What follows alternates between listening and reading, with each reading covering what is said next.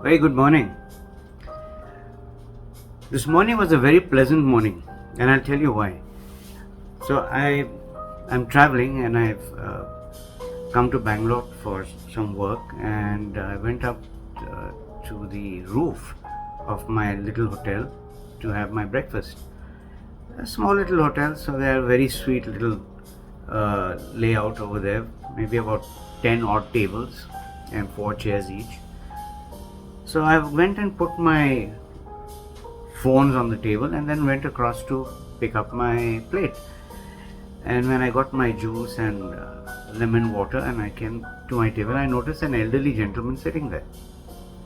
Now, ordinarily what happens with, at least what I've noticed, is when you'd like to take a table which is not occupied, or at least there is a, if I may use the word, an Indian way of approaching a situation like this, that they don't want anyone around them. Anyway, I chose to put my plate there and I just nodded my head. I said, I'll be back. And I went and got my stuff and we sat down.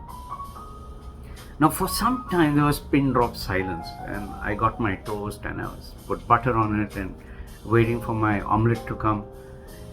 And then I realized, I said, no, there's something wrong. Here I am in a different city. I'm seeing someone who's an absolute stranger, an elderly person. He's very quietly eating his breakfast. And I just started the conversation and I asked him, sir, where are you from?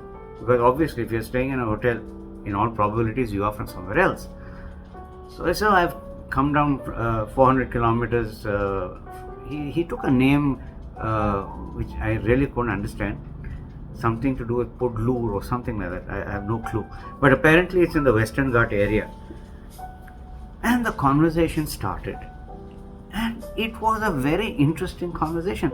The man turned out to be a mechanical engineer who was spent most of his life in the Gulf, in Abu Dhabi. And I started asking him a comparison between Abu Dhabi, Sharjah, Dubai, how it is in terms of area, jobs, and we were drawing comparisons. And he was talking about the quality of roads there, and he said something very interesting. He said, the temporary roads that I made in that country are 10 times better than the permanent roads that are made in our country. Now, one can say, look at the size of India and look at the size of, a country like the Gulf. True. But it is about the intent, the will, and the attitude. Do you want to give quality, or do you want to give substandard stuff to the people of the country who are paying taxes? Okay, that's another debate altogether. But what I'm trying to say here is, and we had this conversation about the law, the order, the kind of driving that happens in the country, and comparing North India and South India and the approach of the police and why people are scared to go to the police. And we talked so many good, interesting things. What came to me was that when we get into a dialogue like this, and the point that I'm trying to make here is, most of us, when we go outside, we don't engage. We don't talk. We are either scared or we are just not confident of ourselves. I feel it's confidence. Confidence because you don't know how to speak. If you know how to speak, you have no knowledge. If you have the knowledge and don't have, you just have an attitude issue that I don't know this guy, why should I talk? But believe you me when I say this, when you start engaging, you will realize it's like a barometer. You know where you are in terms of your overall knowledge. You will also understand there is something that you will learn from the other person, from another perspective, from another place, and it is so interesting. You may use it, you may not use it, we don't know. But you have made a connect. There's a connection that is made. There are so many things that come out. Now, I'll tell you an interesting thing. The man, I was talking to him about my ailing mother, and I said, I'm the only child. He said, oh, even I'm the only child. I said, whoa, yeah, it's interesting. He says, yes. Then he said, it's great to be single, but it's got its own disadvantage. I said, yes, of course, it's got both pros and cons like anything in this world. And then of course we wound up the conversation, we said our goodbyes and we went.